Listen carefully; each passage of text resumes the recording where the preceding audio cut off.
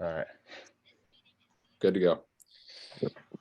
All right, guys, good to see you again. Hope the semester and the winter's been treating you well. Emmett, I don't think you really have to worry about much of a winter, so I'm kind of jealous being up in Montana right now.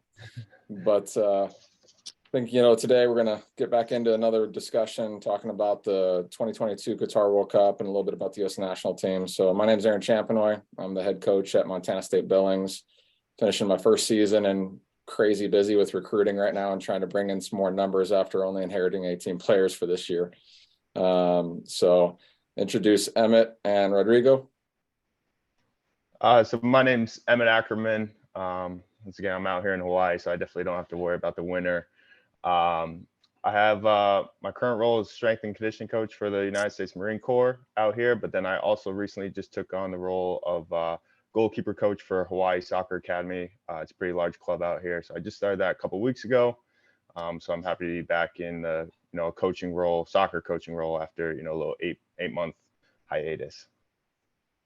My name is Rodrigo Selingardi. Right now I'm a graduate assistant at Concordia University Irvine. I work mainly with the goalkeepers, both of the women's and the men's side. And I also recently started working with a club team here, just more with like little age kids. So from 7 to 10-year-olds, just trying to teach them a little bit of soccer, just an introduction part. So it's been fun. And I'm also here in California, so I don't have to worry about the weather that much. I'm jealous of both of you guys. I actually just started coaching a 08 youth team here in town as well, just to give back to the youth community a little bit, network and learn a little bit more about Billings since I just got here in August. So it looks like we all have some youth soccer in common at the moment as well. Yeah. So Qatar 2022 World Cup. I hate to say it because I was kind of hoping it was going to be a flop with all the political things going back and forth, but it might have been the most exciting World Cup I've ever seen since I've been alive. It was some unbelievable games. I think for me, I'm Dutch, so my background is Dutch. So I had a few games with obviously the U.S. Dutch team and the one game, and I knew that was going to be a tough one. I still kind of bleed orange a little bit more than the United States. And then having to meet Argentina in the next round, and what a phenomenal game that ended up being, leading into a final which somehow topped it.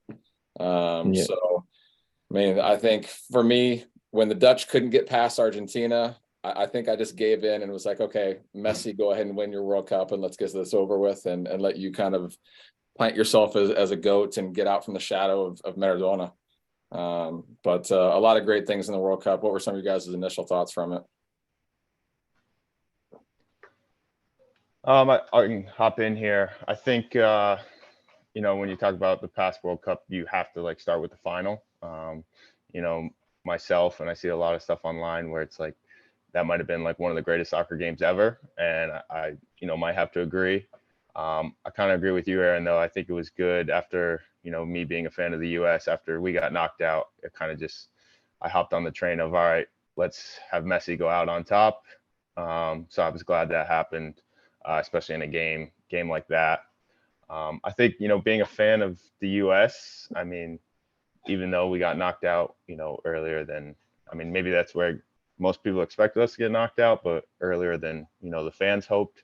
I think we're kind of right on that cusp of maybe turning the leaf and being, a strong side. So I'm looking forward to the next World Cup of, us being the host. If we can, put out a decent side and do well, I think it might push soccer in the U.S. to, everyone kind of jumping on the train of being fans, even more so. So that's what I hope happens. Yeah. On my side, it's kind of the opposite of all you guys said. It's just very disappointed from start to finish. So I'm from Brazil, as you guys know, and I was very disappointed of the way we lost, and I really thought we had the squad to win and the players to win, and it looked like we were gonna go far. But it's just what makes soccer probably the most exciting sport. You can have the control of the game, and you can have the better chances, and just one counter attack, and everything goes down the drain. So, and after Brazil was knocked out, I was very against Argentina winning. Of course you are. So You're Brazilian. yeah, so my hope was that they lose, but every game it looked like they're going to lose, and then they ended up winning. So very disappointing for me. But like you guys say, it was a very exciting soccer-wise, and it made me realize a lot of things about the sport and how the game is played now, especially how defense are so hard to go through.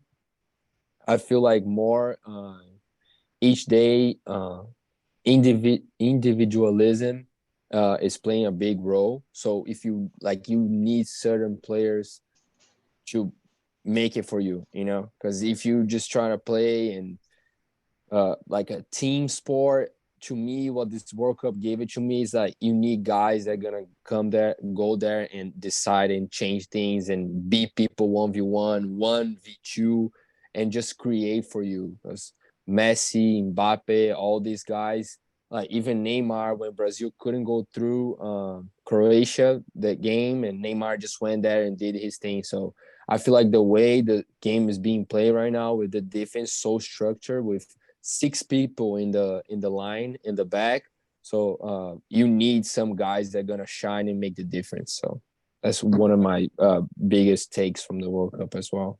I'm going to go off on a tangent real quick since we're talking about Brazil, Rodrigo, and just a little bit of honor and homage to in my opinion, the greatest ever, Pele. Losing him right around the World Cup. And I think some of my first memories of football in the United States were pictures and images of him playing with the Cosmos in New York, and kind of bringing this. You talked to Emmett about like raising the level of the game in the United States. I think that league and bringing, Pele and some other major stars in at that time kind of started it back in the day. And he was such a great ambassador to the game everywhere in the world, whether it was Europe, South America, North America, Africa, the Pacific area. It just lost a great one, and just a true ambassador to the game. Just, I think. Oh, for sure. I can't think of any sportsman at any level that doesn't have respect and love for Pele, just for what he's done for the game. So sorry to go off tangent there a little bit. No, you're good. Because it is. And Pele, I'm a Santos fan. So it's, for me, it's even more like hard and special at the same time to go through that, because like a lot of what my team is, and that's the team I like. I love Santos more than I love Brazil national team. And Pele is a big part of it, the biggest part of it, actually. So losing him, and just how much he means to the sport of soccer all over the world. So I'm a firm believer that if it wasn't for Pele, soccer wouldn't be that big in the whole world. So I definitely agree with you. And I love, so obviously, you're working with college athletes. I'm working with college athletes. I mean, you're working with some adults and some different demographic as well, and youth kids. They don't appreciate how good Pele was because they've never seen him play. But I like now that some of these clips are coming out of like Pele did it first, and it's like a clip of him doing it on a terrible pitch with a heavy wet ball. Guys that could tackle at a way different level back in the day. Yeah, no red cards and no yellow cards back in the day. No, so you can just he was still doing all the things that you see Neymar and Messi and Cristiano and everybody, all the little skill stuff that you see now that people think, oh man, the little snake move that Ronaldinho did. Pele did it first, 30, 40 years ago.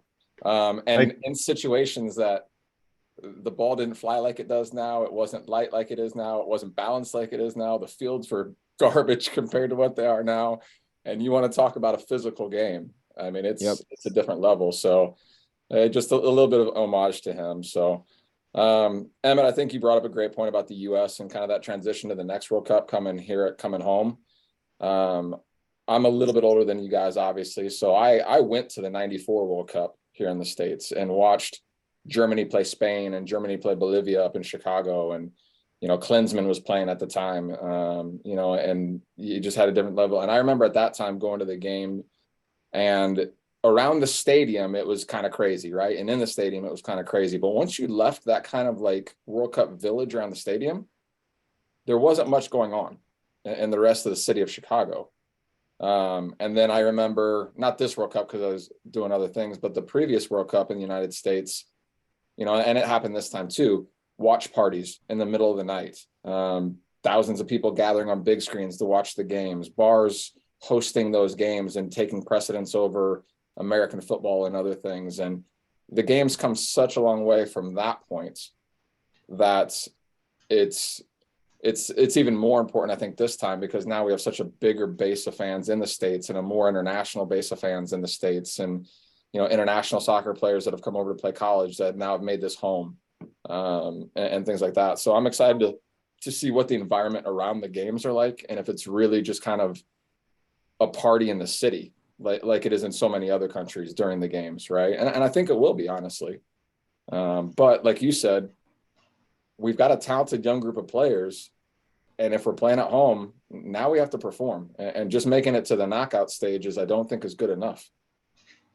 Yeah, I think we definitely, you know, if we want that environment and, you know, we want the fandom of soccer to grow in the States, I think we're definitely gonna have to put out a good side and be successful and get deeper than we did have in past years. And I mean, luckily we at least qualified this year, which helps.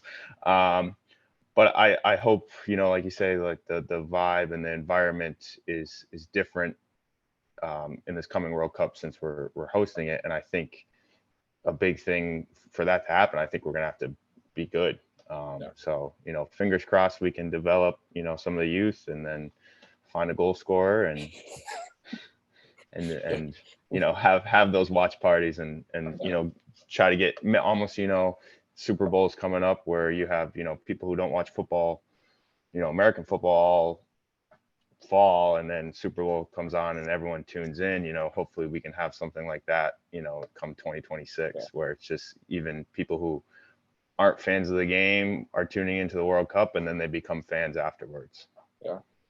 Rodrigo, Honestly, I was going to ask you guys, honestly, what is like a happy, like, okay, we did it, a good place that you guys think the US should be in the next World Cup?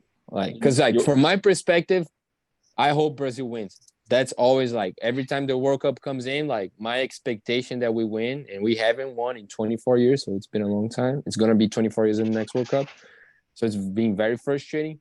But like for you guys, like honestly, what's the expectation? Like a happy expectation. Okay, if you made this, like this was a good run. Emmett, you wanna go first? Yeah, I mean,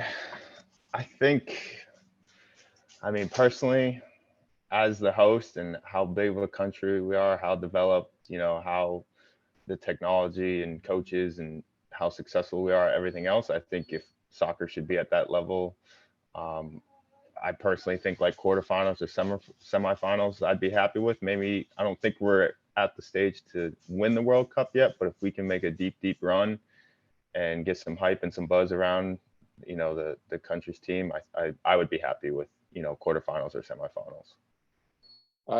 I look at it from 2 points of view, right? So we've developed a lot more just with we've got more players playing at major clubs, playing in Champions League level football, playing overseas. And that's what it takes to develop. I mean, the MLS has grown and it's a far better league than it was back in, you know, 95, 96 when it first started. It's transformed completely, but it's still relatively in its infancy compared to the rest of the leagues of the world, right? So we still have a lot of development to do, but it's good to see more of our players playing Champions League level football and not just being on the rosters, but scoring and being major contributors and being starters and being guys that were named man of the match or player of the year for a club, you know. But the sophistication of how our national team plays, I feel, is still so far behind some other teams. And maybe it's because we don't have that dynamic individual player that, like Rodrigo was talking about, where they can take an individual grasp of the game. Pulisic is a great talent, and he's very, very dangerous, and he creates a lot of goal-scoring opportunities. But he's not Neymar. He's not Mbappe. He's not Messi. He's not Cristiano back in the day. And not many players are, right? I mean, those are sometimes generational type players. I mean, I think, unfortunately for Neymar, he's at a same time where there was a Messi and a Cristiano, because Neymar's he's a generational talent. I mean, he's phenomenal. Oh, yeah. So I think we still are missing that type of player, really, maybe to take us over the edge in some of those tight games. But I think we're at a point where it's enough excuses. I mean, we've qualified for World Cups. We've played major teams. We've had good results. We have those players. I think it comes down to the federation now going after a super high level manager, right? First of all, and then giving that manager the freedom to build the team and not getting in the way of it. And, talking about the U.S. national team with the situation with Berhalter and Reyna's family and all that. Yeah, that was personally, do I feel like Berhalter should be rehired? No, I don't. But it has nothing to do with the situation with Reyna. It has to do with the results of the team and I think the level of play, in my opinion, right? Mm-hmm. So I think we have to find that manager and give that manager the freedom to build that team the way that they want and not get in the way of saying, you have to have these players from the LS, so you have to go out. Just let him pick his side and let him have that. But to do that, it's got to be a manager that you can trust, that you can give that autonomy to, whether it's somebody like a Mourinho or a Bielsa or Martinez or somebody that's already done it with other teams. I don't think we can go, for me, to the traditional Northeastern hub of where we get all of our American coaches have come out of New York, New Jersey, the upper Northeast, right? And I know that's kind of where soccer first started in the States when it came through, but I truly feel we were on the best route when we had Klinsmann at the helm, and he was trying to build the youth system all the way up, and I think that's still kind of what we're missing. But to get back to your question, quarterfinals or semifinals, I think is a doable run, depending on who we get situated against and depending on who the draws are. If we get stuck up against a number one seed like Brazil or something like that, yeah, it's going to be tough, But in '94, we played Brazil in quarterfinal or a round of 8. I can't remember exactly. It was a knockout phase. I think it was round of 16, but and it was a really close game. It was a very, very tough game. And honestly, like at that time, Tab Ramos, who was kind of our star midfield player at the time, he was giving Brazil all sorts of fits to the point that they came through on a pretty good challenge to slow him down. So we're capable of doing it, but it's got to be the right draw, the right circumstances. And can those athletes handle the pressure being at home and knowing that they're expected to do more? Yeah, that's a big challenge. Yeah. And when you're talking about the manager situation, and I feel like we're facing a little bit like that right now in Brazil, because we're trying to find a new manager, like the one Chichi just left. And what I think the biggest challenge is that those managers, the top ones that are in top clubs, they don't want to be national team managers. That's the biggest challenge, because even Brazil, which is, you're going to think is probably, if not the most desirable one, if not the most top 3 that you want to be the head coach of, we're finding trouble to get the head coach. So they said that Ancelotti didn't want it, Mourinho said, I don't know. And so all these guys that are top, they don't want to be in national team. They want to be in club soccer. So that's a big challenge to draw in managers. If you think about a manager that's going to come to the US, which is not that desirable position, I feel like that's another challenge to like taking on. I agree, but at the same time, I think there's some counterpoints to that as a manager, as a coach right now, even at the college level, right? Where I'm paid to win. And at some point, if I'm not getting results, then they're going to look somewhere else. Think about the pressure of managing Brazil, Argentina, England, with the talent base that they have, and especially Brazil right now. They were the number 1 seed going into the World Cup. So they're expected, if you don't win the World Cup, you didn't achieve. Doesn't matter anything else, right? At the Brazil level, the only thing that is acceptable is winning the World Cup. Nothing else is good enough. If you lose in the semifinal, you lose in the final, it's not good enough. It's Brazil, and it's the number 1 team with the most talent sometimes in the world. So I think that makes it a tough job to take. It's a desirable job to take because it's such a high profile job, but it's a tough job to take because the pressure. If you don't win, you failed, and you're probably getting released as a coach. Whereas I think a team like the US, and there's other teams like that as well. I mean, maybe like a Croatia and some of the African sides and Asian sides where they're very competitive and good, but that level of expectation is different. So you can take more chances as a manager and maybe make it to a quarterfinal or a semifinal and still be thought of as very, very successful. So the pressure level is different depending on the side, I think, and that's something just to take into account. But I don't disagree with you. I mean, a lot of managers, I wouldn't say retire with national teams, but they move on to national team gigs after they're done coaching club. Like I could very easily see in the next 2 World Cups, Zidane coaching the French national team. I could very easily see Pep at some point coaching the Spanish national team after he feels like he's done enough at the club level. I could very easily see Jurgen Klopp at some point going back to Germany and coaching the national team. But I don't think that'll happen until they feel like they are done with club soccer. Yeah. I mean, obviously, with club soccer, they're getting paid more. The money's significantly different. Way more. And most of the time, those type of managers, at least, they're going to be given, say Pep moves on from City in the next couple of years. He'll be given 2 to 4 seasons at most clubs to produce a championship, But at the World Cup, you get one chance. It's one time out of 4 years. And if you don't get it, you might not get another chance. Very few managers are there for multiple World Cups. Yeah. So I think it's a little bit different at that kind of Brazil, Argentina, England level than it is Japan, the US, some of the African nations that played really, really well in this World Cup. And I think that was going to be maybe my next question for you guys was, I was extremely impressed with the Asian and African countries as far as their level of play and their competitiveness in this World Cup compared to previous World Cups.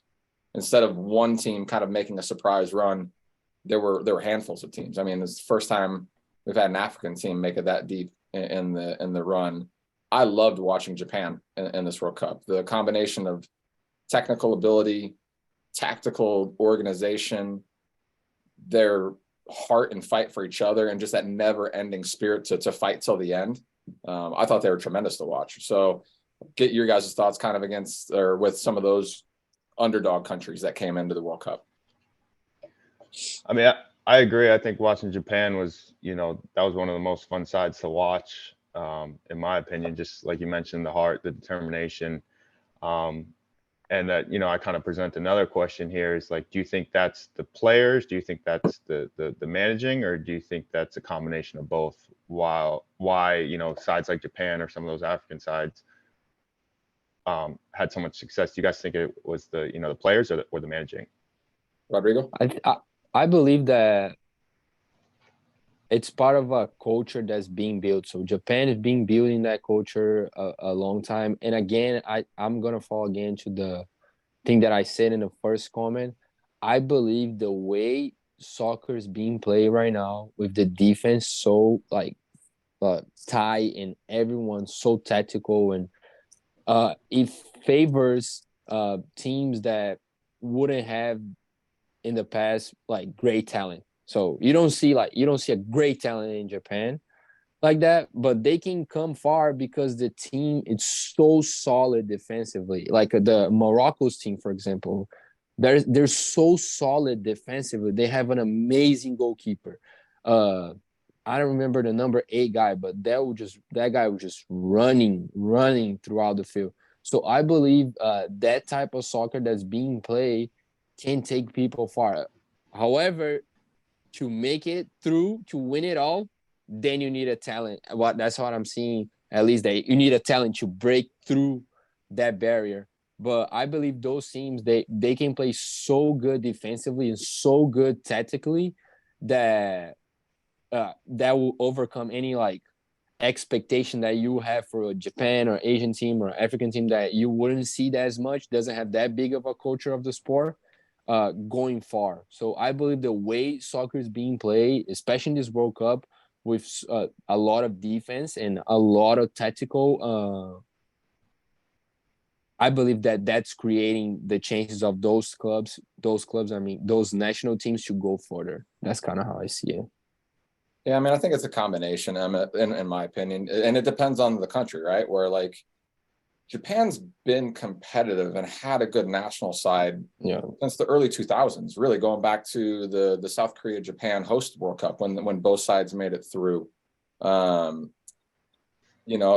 they've continued to build on that. And again, more and more of their players, like the US, are starting to play in major clubs and starting to get that level of competition in a Champions League level or in a Europa Cup level and things like that. I mean, they might not have like that GOAT player, but they have some very good players that are playing in the Premier League, that are playing in these top leagues, and not just playing, but are huge contributors to their side.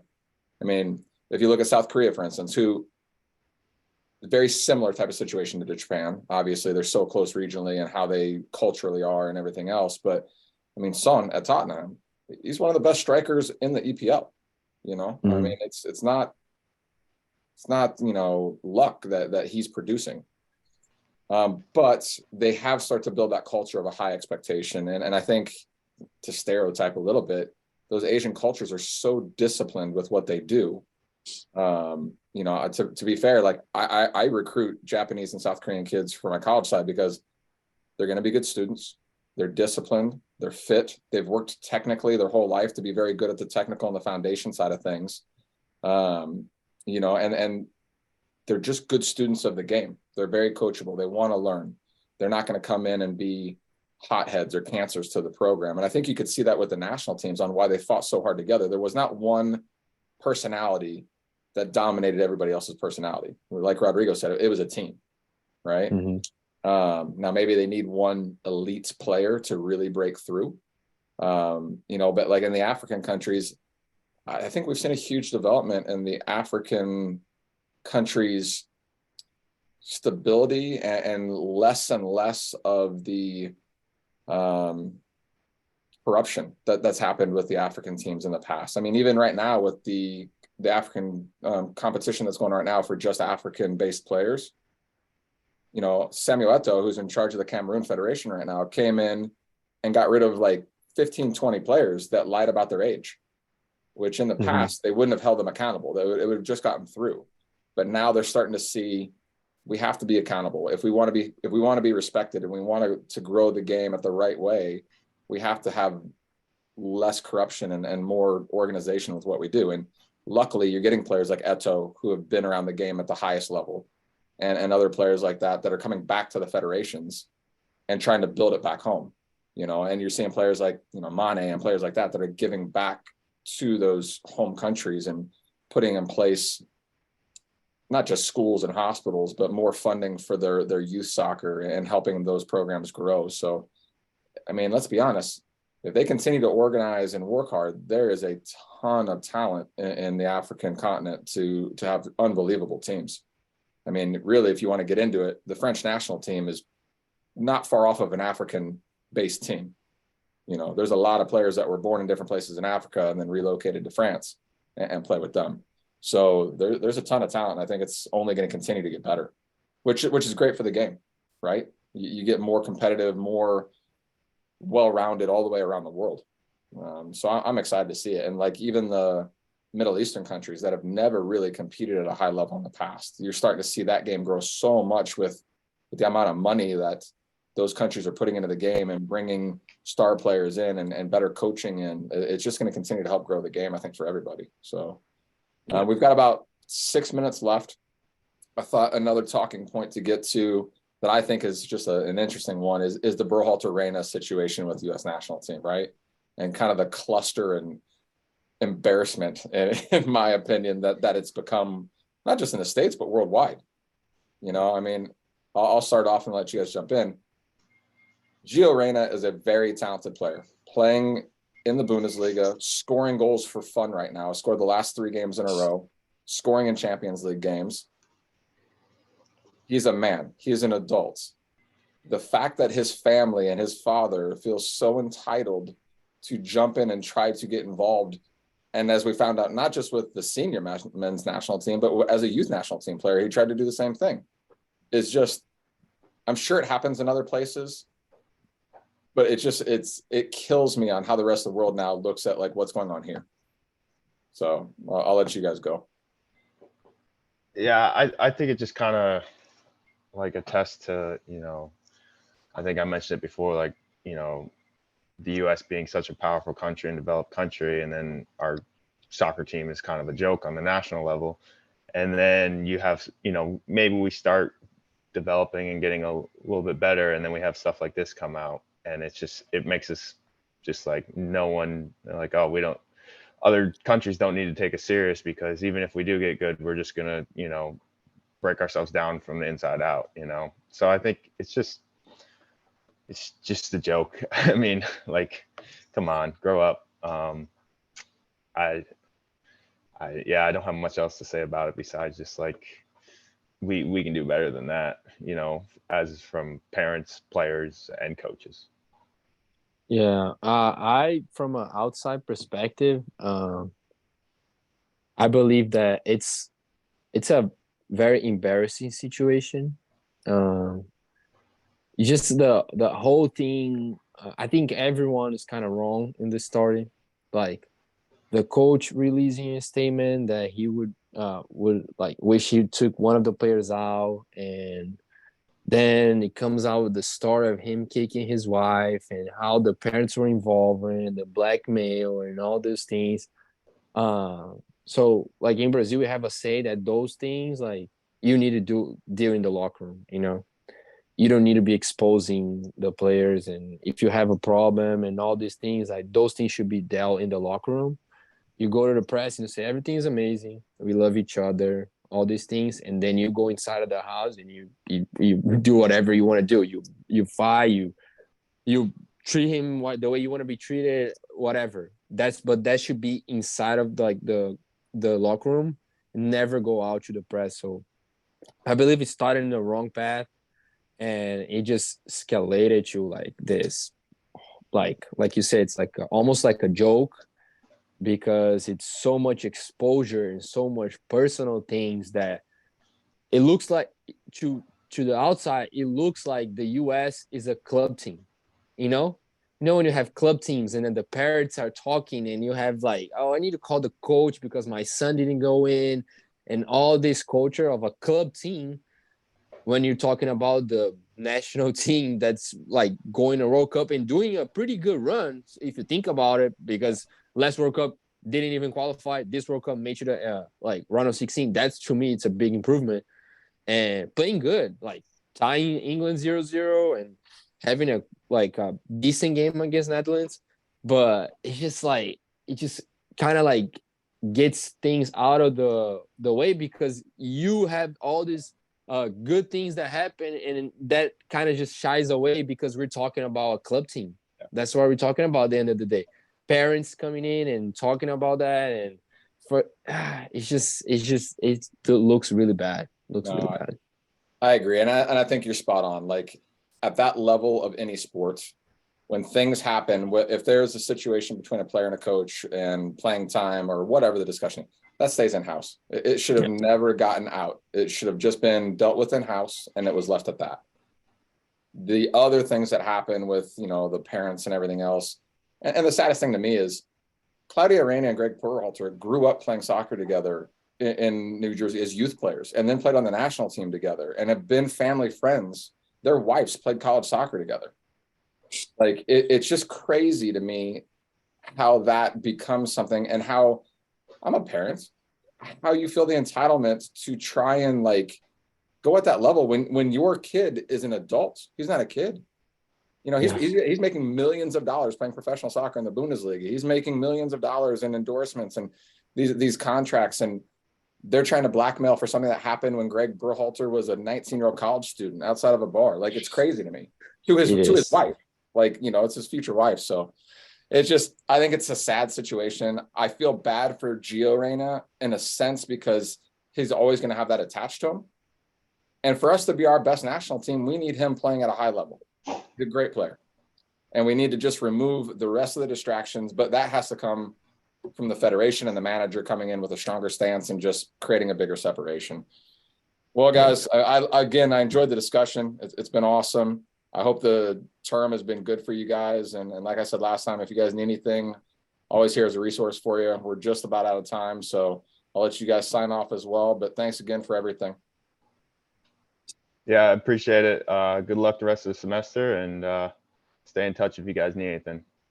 Yeah, same with me. Thank you for the podcast and good luck with